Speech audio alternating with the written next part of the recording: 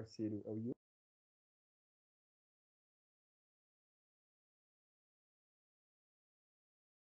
E a professora.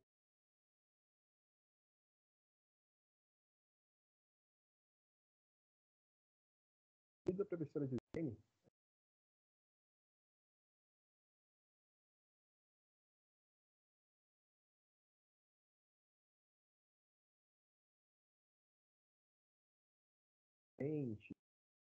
Ciência, de potência. Trabalhou mais a parte de equações, né? Tipo, bem teórica. E a gente tem a proposta de trazer mais uma discussão sobre essa atualização, falar como que ela está presente aí no nosso dia a dia, seja numa caixa de disjuntor, seja como que ela sai lá da hidrelétrica, como que ela chega até nossas casas. Eu espero que seja proveitoso para vocês e no final, qualquer dúvida, vou estar deixando um contato para que vocês possam estar mandando aí um feedback ou eventuais dúvidas. Tudo bem? Vamos lá. Primeiro, vou apresentar, né, qual que vai ser a nossa ordem da aula. Eu vou primeiro explicar de onde vem a energia elétrica, depois vou explicar como que a eletricidade funciona, como que ela é transmitida. Vou falar sobre a rede de distribuição, né, até a nossa casa, como que ela sai da rede da Enel ou da EDP, seja a empresa que presta o serviço, e como que ela chega até a nossa casa. Vou falar um pouco sobre as caixas de disjuntores, bem como o que é um disjuntor. Vou falar sobre o funcionamento de um chuveiro. E por fim eu vou fazer ali, ensinar vocês a fazer uma continha de como calcular uma conta de luz, né? Vou dar um exemplo para vocês.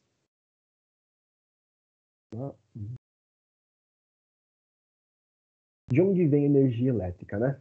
A gente tem um infográfico, né? Um desenho, e ali tem uma parte do desenho, conseguimos ver uma hidrelétrica, tá bom? Essa é uma representação de uma hidrelétrica.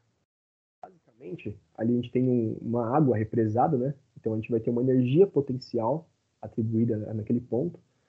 Conforme essa água vai escorrendo, né, como se fosse uma cachoeira, ela vai chegando em um certo ponto que tem umas pás, tá bom? E essa pá, conforme a água vai passando e vai rodando, ela vai girando um ímã. E esse ímã, esse campo magnético, né, que vai oscilar, é que vai estar gerando ali, né, fazendo uma conversão, né, de uma energia potencial para uma energia elétrica. O campo magnético que começa a oscilar vai estar estimulando uma corrente no circuito, tá bom? E aí isso vai ser feito pelo transformador, o gerador, desculpa. Esse gerador é esse que eu estou falando aqui agora. Conforme a água vai descendo, ela vai rotacionando, né, essas pazinhas aqui do gerador, e conforme vai oscilando o campo magnético, esse campo magnético vai estimular uma corrente no filamento, tá bom? Esse fio aqui vai estar transportando a corrente, eu vou explicar mais para frente o que é uma corrente. Ela vai para opa, ela vai sair dessa hidrelétrica e vai vir para essas cabines de energia, tá bom? A primeira cabine de energia que nós vamos ver é essa subestação elevadora. O que ela faz? Ela vai pegar aquela corrente elétrica que chegou até ali, né? Ela tem uma tensão atribuída a ela. Eu vou explicar um pouquinho mais pra frente também o que é tensão, mas já como um spoiler, tensão é a diferença de potencial elétrico. E aí ela vai pegar essa diferença de potencial e vai elevar essa diferença de potencial. Como nós podemos ver aí, ó, tem até alguns arcos voltaicos, né, esses raios aí, são arcos voltaicos, e você só consegue fazer isso quando você tem uma grande energia atribuída a esses dois pontos aqui, né, essas duas hastes. Se uma energia for pequena, né, se for uma tensão baixa, ela não vai conseguir romper o dielétrico do ar para formar esses arcos voltaicos. Então, o que esse terceiro passo, tá bom? O que essa subestação elevadora vai fazer? Ela vai pegar aquela energia, tá bom? Que o nosso transformador conseguiu converter, né, de energia potencial para energia elétrica e vai elevar a energia que tem ali, vai transformar, vai aumentar a DDP, né, que é a diferença de potencial tensão, e vai abaixar a corrente. Com isso, nós vamos conseguir fazer o quê? Transmitir, tá bom? Essas linhas de transmissão são aquelas linhas que normalmente nós enxergamos quando estão fazendo uma viagem de uma cidade para outra, né? Quando a gente vai normalmente para cidades do interiores, a gente consegue ver essas linhas de transmissões. Por quê? Elas estão saindo lá da hidrelétrica, estão conduzindo a energia, né? Depois eu vou falar como que essa condução é feita, né? Ela transporta essa energia elétrica de um ponto ao outro, até chegar numa subestação rebaixadora, que é esse quinto passo aqui.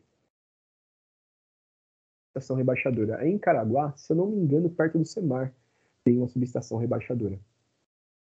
Para como se fala? Do interesse domiciliar, né, o nosso interesse civil, a gente não tem o interesse de ter grandes energias.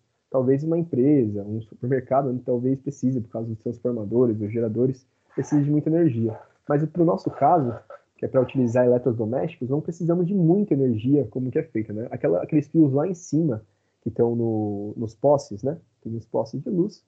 O fio lá em cima, que está mais alto, ele tem 13,7 kV, ou seja, 13.700 volts. As nossas tomadas que tem ali dentro de casa, normalmente é 120 ou 220 volts. Olha a diferença, né? 220 volts é o que tem na nossa tomada, naquele fio lá em cima tem 13.700 volts. Então, olha só, lá na subestação elevadora, era uma energia muito mais alta. Ele já baixa nessa subestação rebaixadora, tá? Ele cai bastante o valor que era da subestação. Mesmo assim, ainda naqueles fios que estão lá em cima, né, no ponto mais alto do poste, tem 13.700 volts. O que acontece? Depois daqueles fios, eles vão passar por um transformador, que vocês podem ver normalmente nos postes de luz, tem uma caixa grande de ferro. Essa caixa é um transformador. Ele vai transformar os 3.700 volts para 220 ou 110 volts, dependendo da casa. E aí sim, deixa eu mostrar aqui, passa, né, os postes que eu falei até que eu acabei de falar, vai fazer essa transição. E aí, do poste, né, ele já fez a transformação de 13.700, passa pelo transformadorzinho que tem aqui. Esses fios aqui eles vão transportar aí 220 a 110 volts. Essas caixinhas aqui são caixas de disjuntores gerais, tá bom? Eu vou estar falando no próximo slide, se não me engano. Desculpa. Nessa imagem aqui, eu gostaria que vocês percebessem que também tem painel solar, tá bom? E essa discussão eu quero trazer porque ela é muito importante. E hoje ela está muito na moda, né, em voga. Por quê? Eu coloquei aqui uma informação. No Brasil, 66% da energia produzida é de hidrelétricas. E qual que é o problema disso? O Brasil tem que começar a desenvolver meios de energias que sejam renováveis, tal como o painel solar, né? Ele aproveita a energia do sol por um efeito físico, né? E ele transforma a energia solar em energia elétrica. Existem outros tipos de energia renováveis, tais como a energia eólica, né? Que no norte do país tem muitos sítios de energia, de energia eólica. Podemos também aproveitar a energia nuclear. Tem algumas usinas no Brasil, tal qual a usina de Angra dos Reis. Enfim, o Brasil precisa hoje mudar a forma como que é feita a distribuição de energia. Hoje a gente tem 66%, mais da metade é de hidrelétricas. E hoje, por causa das secas, a gente vai enfrentar aí alguns problemas, porque além da energia de hidrelétricas, vão ter energia de termoelétricas, o que aumenta em muito o valor das contas de água e luz. De luz, desculpa. Deixa eu passar aqui. Como que a eletricidade funciona e como que ela é transmitida. Creio que a professora de vocês discutiu o que é corrente, né? Sempre quando a gente está falando sobre energia elétrica, a primeira coisa que vem na nossa cabeça é corrente. São esses raiozinhos que estão entre esses dois pontos do fio, né? Esse raiozinho é chamado tecnicamente de arco voltaico, tá bom? Esse arco voltaico não é nada mais que a corrente de partículas. E essas partículas, especificamente, são partículas de elétrons. O que são os elétrons? São as partículas negativas. A professora Gislaine provavelmente deve ter dito para vocês que corrente, que é representada pela letra I, ela é equivalente à quantidade de carga que passa sobre uma determinada seção, tá bom? Eu estou fazendo essa seção aqui A. A quantidade de partículas que passam em um determinado tempo. Por exemplo, se eu contar de 1 a 5 segundos, 1, 2, 3, 4, 5, quantos prótons passou aqui, quantos elétrons passam por aqui? Isso é corrente elétrica, tá bom? Quantidade de carga que passa sobre um determinado tempo em torno de uma área de seção. Mas, tá bom. Aqui a gente entendeu que corrente elétrica é a passagem de carga sobre um determinado tempo. Mas por que essas cargas se movem, né? O que faz? Alguém empurra elas? E aí a primeira coisa que a gente tem que lembrar é aquela lei da física que diz que os opostos, né, que eu tenho um negativo e um positivo, os opostos se atraem e os iguais se repelem, né? Aqui eu tenho duas cargas negativas, elas estão se repelindo, enquanto aqui tenho cargas diferentes, elas se atraem. Isso é uma lei da física, tá bom? E é vista experimentalmente, se você fazer aquela brincadeira de atritar uma caneta ou um pente no cabelo e aproximar de algumas folhinhas de papel, você consegue ver que, sem encostar nelas, elas são atraídas, tá bom? Isso se chama força de campo. O que é uma força de campo? Uma interação de campo. Você não precisa necessariamente estar em contato com aquilo para poder imprimir uma interação naquilo. Aqui no caso, elas estão separadas, mas ainda assim elas conseguem se atrair. Isso devido ao campo elétrico que eles têm, né? E a diferença de potencial que tem em cada uma. Quanto mais cargas tiverem aqui, maior vai ser a interação. Se eu colocar mais cargas negativas aqui, mais ela vai atrair a carga positiva. Se eu colocar mais cargas negativas desse outro lado, ó, aqui tem duas cargas opostas, né? Se eu colocar mais cargas em qualquer um desses fios, maior vai ser a interação de repulsão entre elas. Por quê? Exatamente por causa da força de campo que existe entre as partículas. Que nós temos aqui, né? Tem aqui um bonequinho chamado volt, outro bonequinho chamado ampere e outro bonequinho chamado ohm. Quem que são esses caras? O ohm nós vamos ver mais para frente. Por enquanto vamos se ater aqui somente ao volt e ao ampere. Volt é quem nós estamos muito interessados em descobrir que é agora, né? Que é a energia elétrica que nós implicamos num certo circuito. E ampere é a corrente que está circulando nesse circuito. Já falamos anteriormente, corrente são os elétrons, né? São a quantidade de elétrons por um determinado tempo. Então, olha só o que ele está fazendo. A energia, né, o volt, está empurrando a corrente. O que isso quer dizer? Aqui seria, basicamente, eu vou fazer um parênteses aqui, tá? Não é empurrar, tá? Essas duas imagens aqui já tem alguns probleminhas, tá? Ela não está, de certa forma, empurrando os elétrons. É como eu disse, é uma interação de campo. Eles não precisam estar em contato para que exista um movimento de cargas, tá bom? O que ocorre é o seguinte: aqui nós temos um átomo. E nos fios, né, que faz a transmissão da hidrelétrica para as redes de transmissões, para as subestações vêm para o poste, do poste até a nossa casa, esses fios, eles são compostos de um determinado material. Cobre, enfim, não sei ao certo qual é o material, muito provavelmente é o cobre. E aí, esse material, ele é composto por moléculas, as moléculas são compostas por átomos. E o que ocorre no átomo, né? Vamos supor que aqui esse átomo ele tenha dois prótons. E esse outro aqui, em vez de ter dois aqui como essa representação, ele tenha mais do que dois prótons, tá bom? Aqui temos dois prótons, dois nêutrons, esses bonequinhos azuis, essas circunferências azuis, são os elétrons. Esse que está se movimentando é o elétron, quem está em vermelho é o próton, e quem está em cinza, né, um cinza claro, são os nêutrons. Vamos supor que nesse átomo aqui, ó, o átomo A, eu tenha só dois prótons. Só que no átomo B, em vez de ter dois aqui, como está sendo escrito nessa imagem, tenha mais. Tenha 3 ou 4 prótons, tá bom? Como aqui eu tenho uma maior quantidade de cargas, tá bom? O campo elétrico dele, em consequência, o potencial elétrico dele, vai exercer uma maior força. Por quê? Aqui eu tenho só dois prótons, né? Duas cargas positivas, e aqui eu tenho 4 cargas. Ou seja, eu vou estar exercendo uma força de interação maior no átomo B do que no átomo A. O que acontece? O átomo B, desculpa, vai interagir de forma que atraia esse elétron que está um pouquinho mais distante do núcleo, tá bom? Como esse cara aqui tem mais força, ele vai ter uma maior energia potencial atribuída a ele, ele vai motivar esse elétron a circular para a órbita dele. Basicamente, né, desculpa não ter falado antes, mas a energia potencial atribuída a cada sistema, eu vou colocar normalmente como U, ou também vocês podem ver como V, tá bom?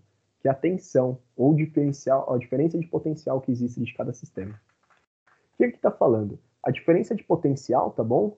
Que tem no ponto A até o ponto B, é igual ao trabalho exercido sobre uma determinada carga. O que seria esse negócio de trabalho? Essa figurinha aqui está mostrando o que é o trabalho.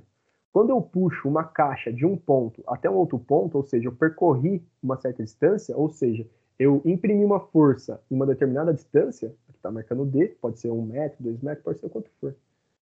Isso é o trabalho. Então, o trabalho que eu realizo de trazer uma partícula, no caso o elétron, até um outro ponto, o trabalho de movimentar a partícula do ponto A até o ponto B, dividido por essa partícula, é exatamente essa energia potencial, tá bom? Não se preocupem com essa parte de equações, a gente está querendo mais discutir aqui conceitualmente o que significa cada fenômeno físico que envolve a eletricidade, tá bom? Então, olha só, a gente falou lá que é corrente, né, que é a quantidade de carga sobre um determinado tempo.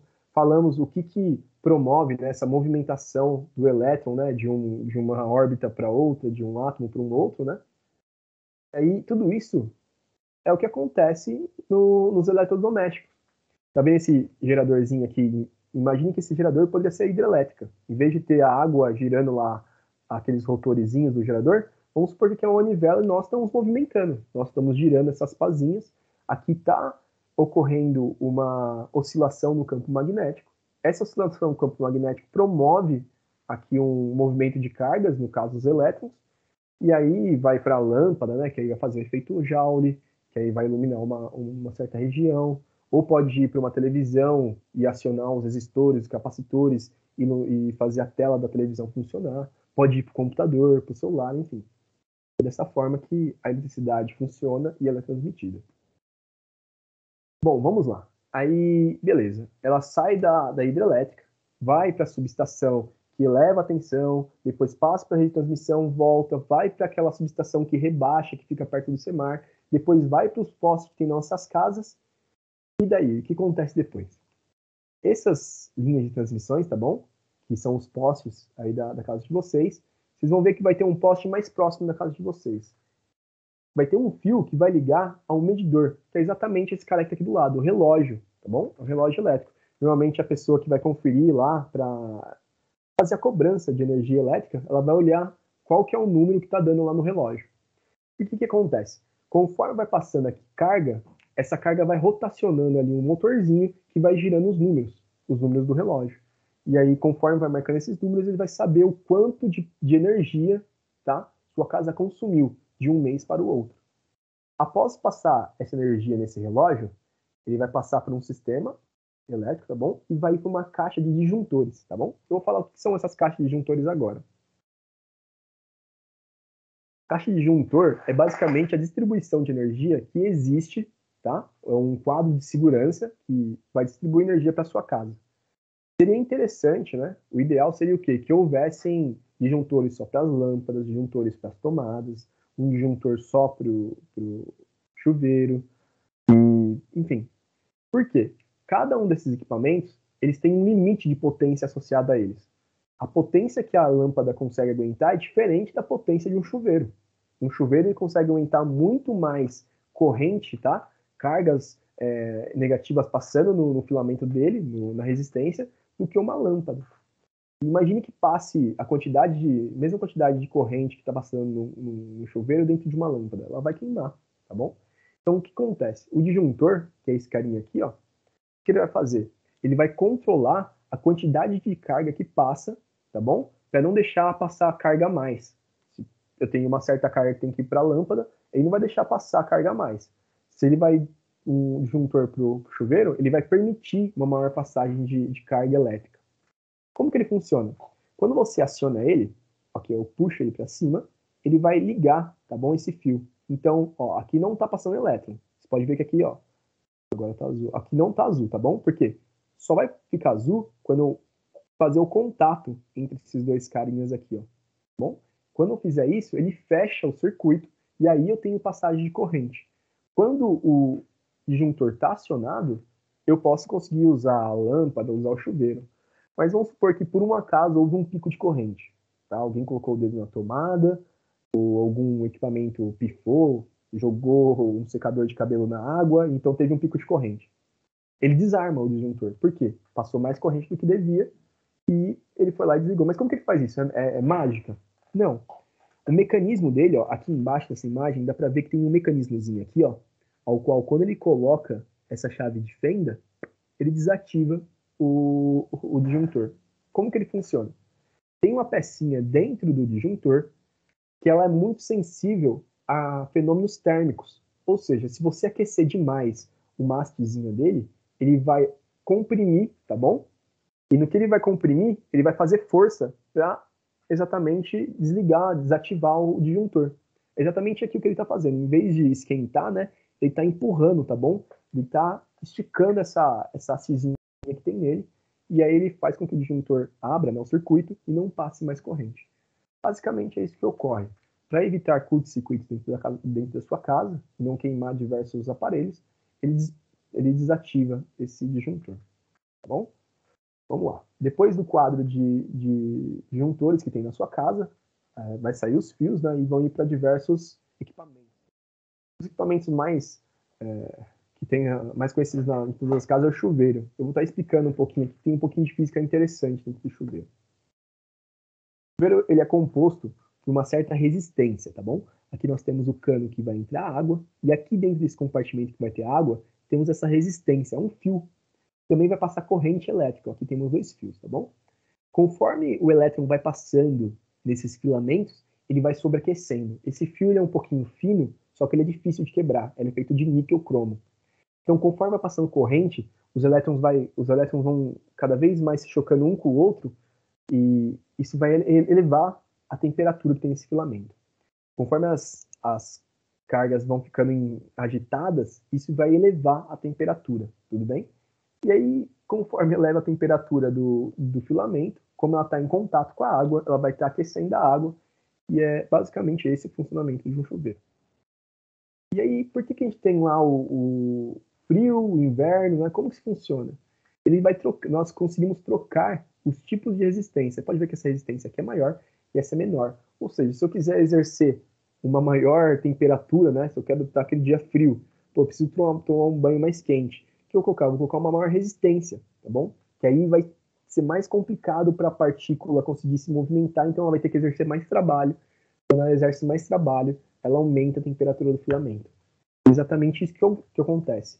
Quando eu troco a chavinha, tá bom? O que eu estou fazendo? Eu estou ligando um circuito ou na resistência maior, ou se eu coloco para o outro lado, né, a chavinha, eu ligo na resistência menor, aquece menos o filamento e a água vem um pouquinho mais fria.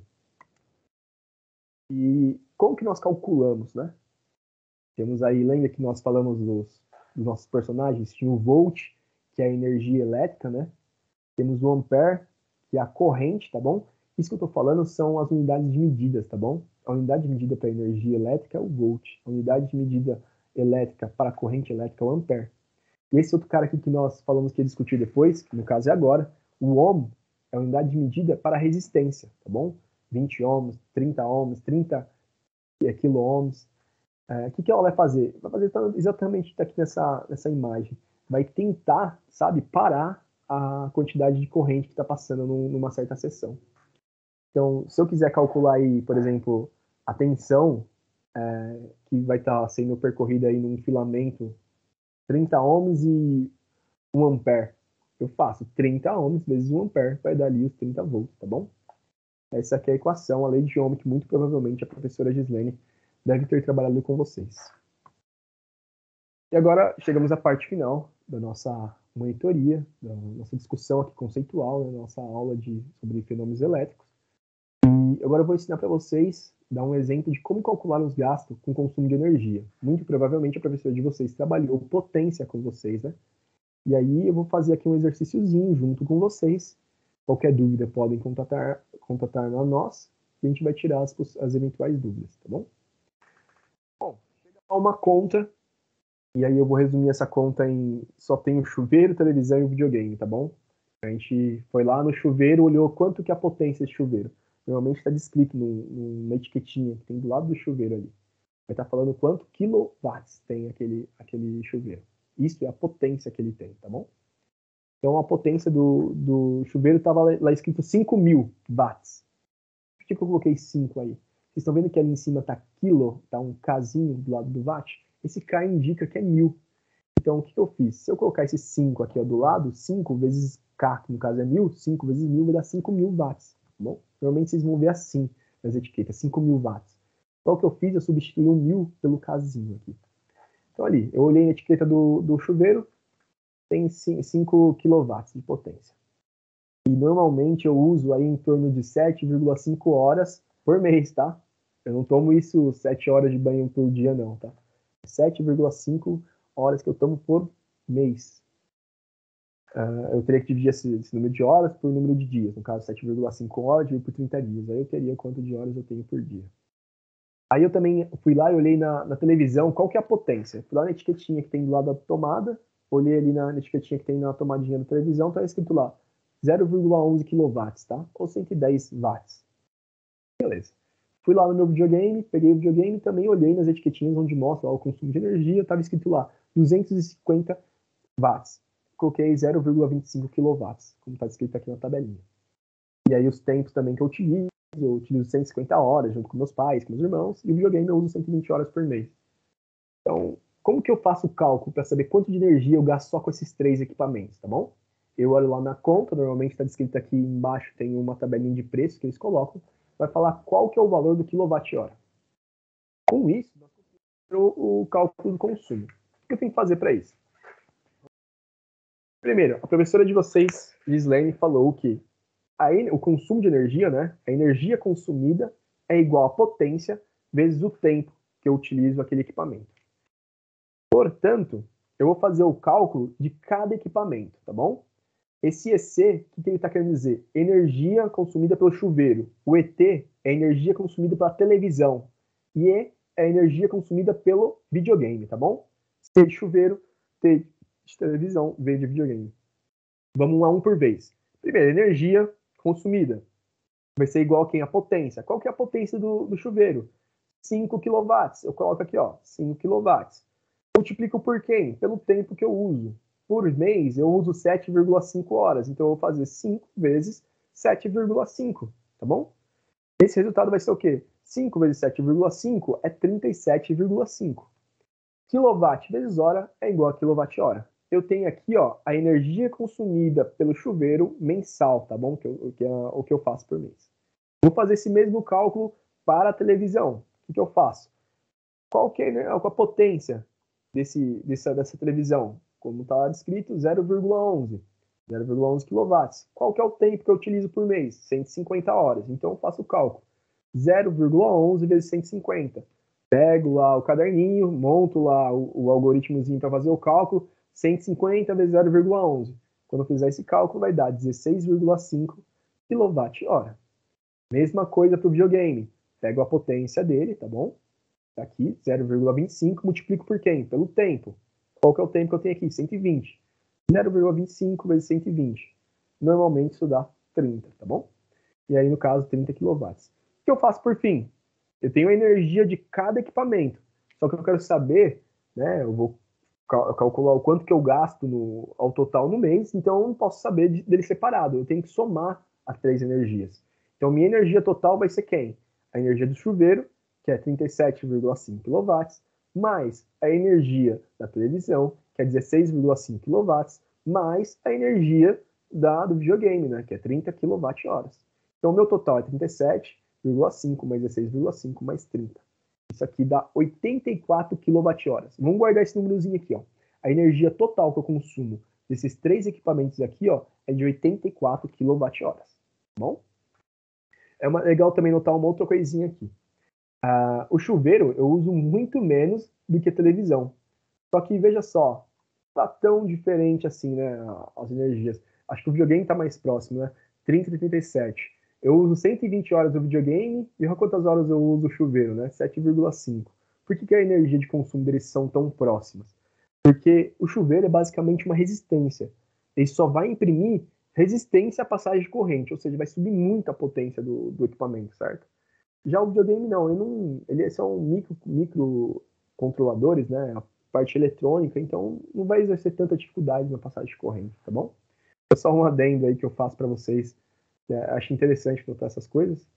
Vamos lá, vamos terminar nossa continha aqui, né? Já fechamos aí o consumo de energia total de 84 kWh. O que a gente precisa fazer agora?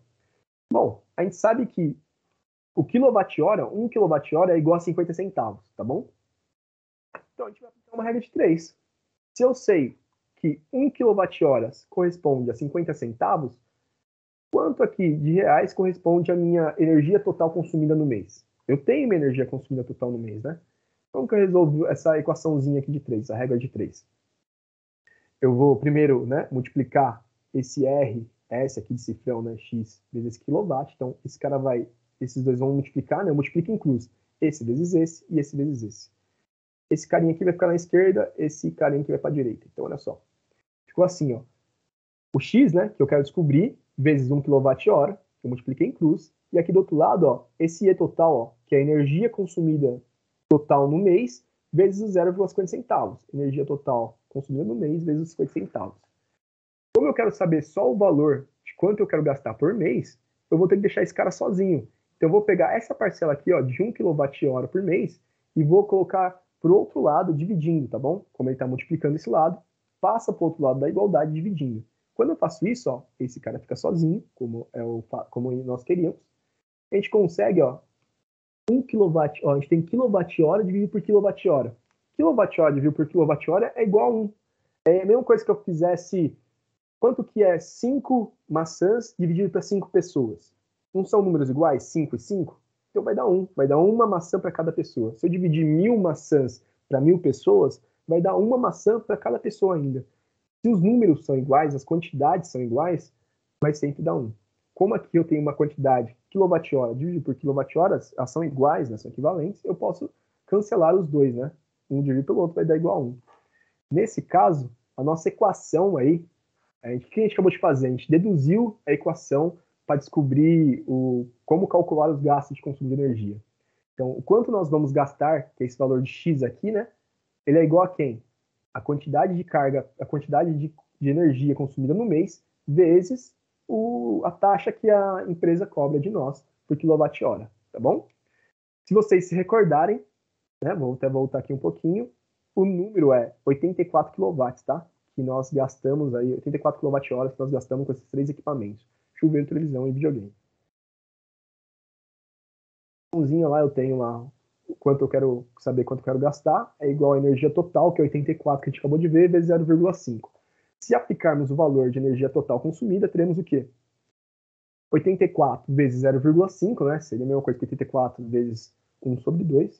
Nós vamos ter aí o gasto de R$42. Então, só com esses três equipamentos aí, eu teria um gasto de R$42. E aí, caso você queira calcular os gastos da sua casa, é só você estender esse mesmo cálculo, esse mesmo processo que eu fiz, para os outros equipamentos. Estende para o ferro de passar roupa, estende aí para uma tomada que você usa para, não sei, deixar um ventilador. Enfim, cálculos vão ser feitos nesse mesmo procedimento, né, esse mesmo algoritmo. Basicamente, a nossa videoaula, a nossa monitoria de conceitos, né, fundamentos de elétrica, era isso por hoje, tá? E qualquer dúvida, ou um feedback, qualquer coisa que vocês queiram compartilhar conosco, aí está alguns contatos, né? O meu tá aí, o Cauã Estevam, tá o meu e-mail aqui. Tem o e-mail do Johan também, que ele trabalha na minha equipe, nós trabalhamos com o pessoal do terceiro ano. Tem também a professora Gislene, que vocês já devem ter o contato delas, e também tem o nosso professor supervisor, o professor supervisor não, desculpa, nosso professor coordenador, que é o Alex Lima. Também está o e-mail deles aí.